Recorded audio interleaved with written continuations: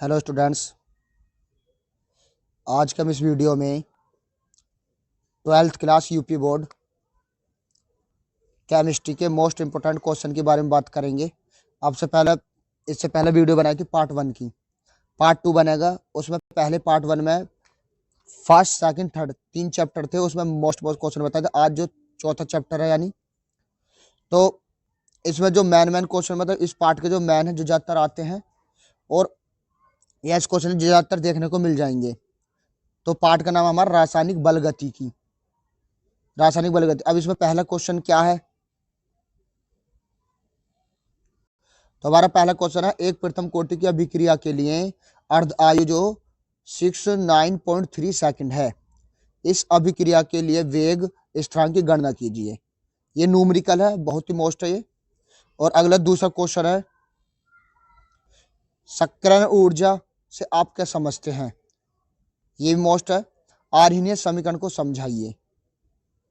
Question 3, प्रथम कोटि की अभिक्रिया के लिए समाकलित वेग स्थिरांक के का व्यंजक निकालिए।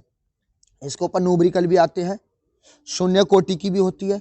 शून्य कोटि की भी मैन है लेकिन प्रथम की ज्यादा है। और ये हमारे पास क्वेश्चन चौथे में निम्न पर टिप्पणी लिखनी है। जैसे अर्धायु, अर्धायु हो गया, आभासीय एकागुणक अभिक्रिया है, शून्य कोटि की अभिक्रिया है, ताप गुणांक है। ये भी मोस्ट क्वेश्चन के उसमें आते हैं। अब जैसे पांचवें क्वेश्चन की अगर हम बात करते हैं, निम्न अभिक्रिया का वेग दर क्या है? जैसा अभिक्रिया क्या है, NO2 plus CO2 is equal to, यानी एरो का साइन लगा सकते हैं, CO2 प्लस में NO।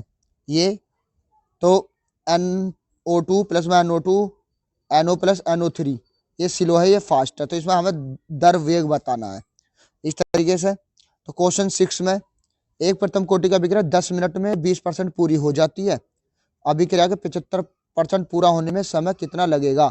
ये बहुत मोस्ट है, इस चैप्टर के न्यूमेरिकल बहुत मोस्ट है, ये समझ लो। अगला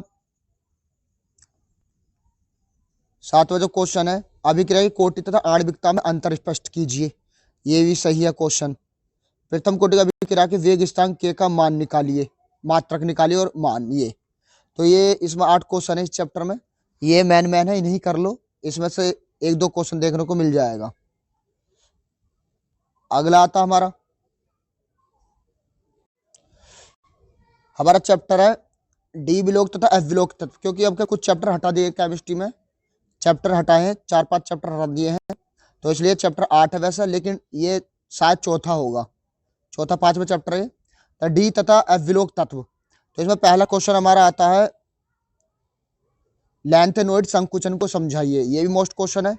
अगर हम दूसरे की बात करते हैं, संक्रमित तत्वों की प्रमुख विशेषताएं लिखिए। उसके बाद तीसरा, Zn+2 लवण सफेद होते हैं जबकि Cu+ के 2 के लवण नीले, क्यों? इसका रीजन बताना है हमको।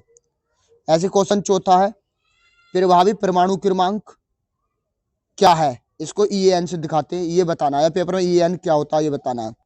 उसके बाद 5वां क्वेश्चन, Fe+2 में अयुग्मित इलेक्ट्रॉनों की संख्या ज्ञात कीजिए।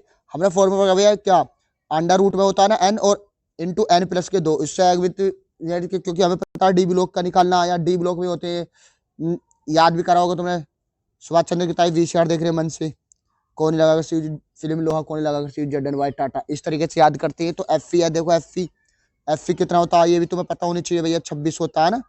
तो Fe+ के 2, तो इस तरीके से डी ब्लॉक में ही होते हैं।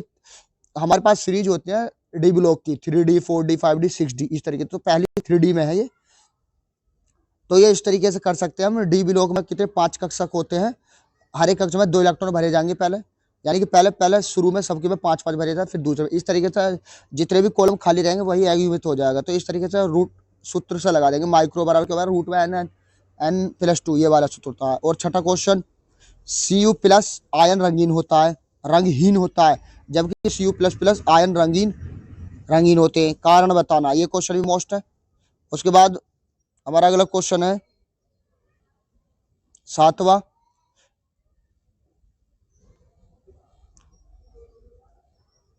शिट, 7वां क्वेश्चन हमारा, डी विलोक तत्वों के निम्न गुणों की व्याख्या कीजिए। जैसे पहला है परिवर्ती संयोजकता, अनुचुंबक के लक्षण, रंगीन आयन बनाने की प्रवृत्ति। अगर क्वेश्चन 8 की बात करता हूं, तो संक्रमण तत्व अनेक संकुल यौगिक बनाते हैं तथा उत्प्रेरक गुण प्रदर्शित करते हैं, क्यों? तो ये स्पष्ट के हैं, लेकिन मैं इस वीडियो में सिर्फ केमिस्ट्री फर्स्ट यानी कि इनऑर्गेनिक और उनके भी ऐसे ही ऑर्गेनिक के बनाऊंगा, लेकिन आगे से हेलो एल्केन है, बेंजेन, वही कमल, ये दुनिया भर के चैप्टर है, लेकिन ये फर्स्ट केमिस्ट्री है, तो फर्स्ट केमिस्ट्री के ही बनाऊंगा इसमें। आज मैं फाइनल कर दूंगा इस वीडियो में।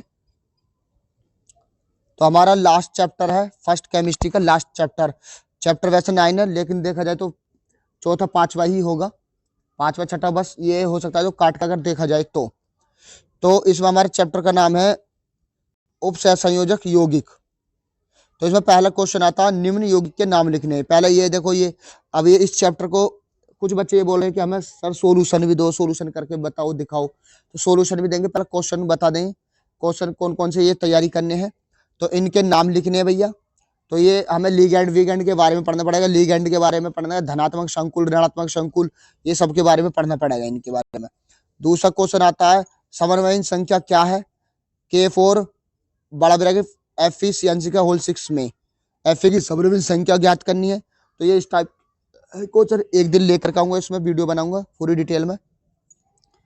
क्वेश्चन 3 है वीपीटी के आधार पर, यानी वी का मतलब वैलेंसी यानी संयोजकता, ये तुम्हें फुल फॉर्म देखनी पड़ेगी, तो ये जब सॉल्यूशन का तभी ये देखेंगे, लेकिन फिलहाल ये याद रखो Fe बड़ा ब्रैकेट Fe6, इस पर जो चार्ज है वो 3 - है। शंकुल आयन की संरचना में चुंबक की प्रकृति को बताना है।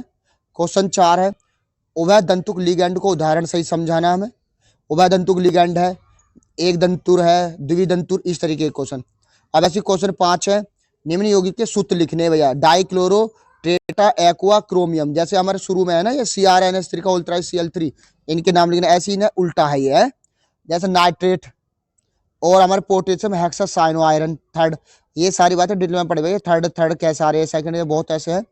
आगे छठा क्वेश्चन है लीगैंड क्या है, उदाहरण दीजिए। देखो आगे वही लीगैंड, तो ये लीगैंड हमें याद रखने पड़ेंगे। क्वेश्चन 7 एफिशिएंसी का होल 6 इनमें 4- आयन प्रति चुंबक है, जबकि एफिशिएंसी का होल 3 होल 6 3 पावर है इसकी माइनस चार्ज यानी कि आयन है, आयन अनुचुंबक है, क्यों, ये बताना है। ऐसे क्वेश्चन 8 NiCO का होल 4 चतुष्फल के है, जबकि NiCN का होल 4 पर बेस 2 है, यानी कि जैसे हम आयन बोल सकते हैं, आयन 2-। वर्ग समतल्य होता है, क्यों, ये बताना। 9वां क्वेश्चन है गुणात्मक विश्लेषण में जटिल यौगिकों का क्या महत्व है। ये हमारे इस चैप्टर के मोस्ट क्वेश्चन है, और यहाँ पर केमिस्ट्री फर्स्ट पूरी हो गई। अब आगे जो चलेगी हेलो एल्केन यानी ऑर्गेनिक चलेगी, ठीक है। तो ये क्वेश्चन सभी याद करने हैं, रखने हैं। तो कैसा लगे वीडियो मुझे कमेंट में जरूर बताएं। Thank you for watching.